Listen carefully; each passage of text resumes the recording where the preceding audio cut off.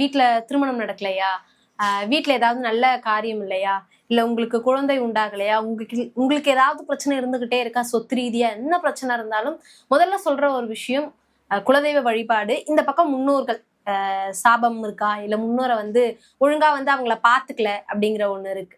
இதை எப்படிமா பாக்குறீங்க? உண்மையாவே நம்மளோட வாழ்க்கையில வர இன்ப துன்பங்கள் எல்லாத்துக்குமே முன்னோர்களும் குலதெய்வம் மட்டும்தான் காரணம்னு நினைக்கிறீங்க? முன்னோர் வேற, குலதெய்வம் வேறன்றது கிடையாது, ரெண்டு ஒண்ணு தான். ஏன் ஒண்ணு நான் சொல்றேன்னா, இப்போ ஒரு விஷயம் நம்ம வீட்டுல நடக்குது அப்படின்னும் போது டைரக்டா நம்மளுடைய குலதெய்வம் நமக்கு செய்திராது. அந்த குலதெய்வத்துக்கே நம்ம இறந்த முன்னோர்கள் போய் அவங்க கிட்ட கேட்பாங்க. தெய்வத்துக்கிட்ட வேண்டும் போதுதான் அந்த தெய்வம் நமக்கு ஆசி வழங்குறது. சரிங்களா? அப்ப என்ன ஆகும்னா, இப்ப வீட்டுல எல்லாம் பாத்தீங்கன்னா ஒரு சில குழந்தைங்க அம்மா போட்டு இறந்துருவாங்க. இல்ல நல்ல ஒரு பருவ பெண்ணே கல்யாணம் ஆகுறதுக்கு முன்னாடி இறந்துரும். அவங்களெல்லாம் பாத்தீங்கன்னா பூவாடக்காரின்னு சொல்லி கும்பிடுவாங்க. அது அவங்களும் ஒரு காவல் தெய்வம் தான். ஒரு வேப்ப மரத்துல வச்சு கும்பிடுவாங்க, இல்ல தனியா கல்லு வச்சு கும்பிடுவாங்க.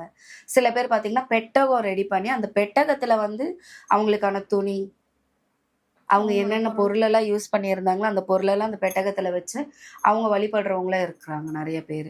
இது கன்னி தெய்வ வழிபாடு. கன்னி தெய்வம் அப்படின்னாவே அவங்க கூட சரி 7 கன்னியை கும்பிடுறாங்க இல்லையா, அந்த 7 கன்னியுமே பாத்தீங்கன்னா ரொம்ப பவர்ஃபுல் தான். அவங்க எல்லாருமே அக்கா தங்கச்சிங்க. ஸோ சில பேர் சொல்லுவாங்க ஆகாய கன்னி. ஆகாய கன்னி மேல தூது, அதாவது சிவபெருமான் இருக்கார் இல்லையா, அந்த சிவபெருமானுக்கு தொண்டு செஞ்சவங்க தான் அந்த 7 கன்னியுமே. தினமும் அவங்களுக்கு புது புது இடத்துல தோட்டத்துல இருந்து பூ பறிச்சு அவங்க கையாலே கட்டி கொண்டுட்டு போய் சிவபெருமானை வழிபட்டுட்டு இருந்தாங்க. அப்ப என்ன ஆயிடுச்சுன்னா, அந்த தோட்டத்துல இருக்க அரக்கர், தோட்டத்தோடைய ஓனர் ஒரு அரக்கர் தான். ஸோ அந்த அரக்கன் என்ன பண்ணிட்டான் அப்படின்னா, இவங்க இந்த கன்னிமார் மேல ஆசைப்பட்டு அவங்கள தப்பான ஒரு இது வழிக்கு முயற்சி பண்றாங்க. அப்ப அந்த கன்னிமா என்ன பண்ணிடுறாங்க அப்படின்னா, அந்த சிவபெருமானை வேண்டி கல்லா மாறிடுறாங்க.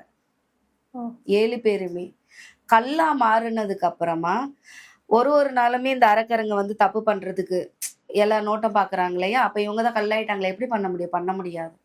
திருப்பி இவங்களுக்கு உயிர் கொடுக்கணும். வேங்கையா மாறுறாரு. வேங்கையா மாறி ஜாட்டியில அடிச்சு அந்த 7 பேருக்குமே உயிர் கொடுக்குறாரு.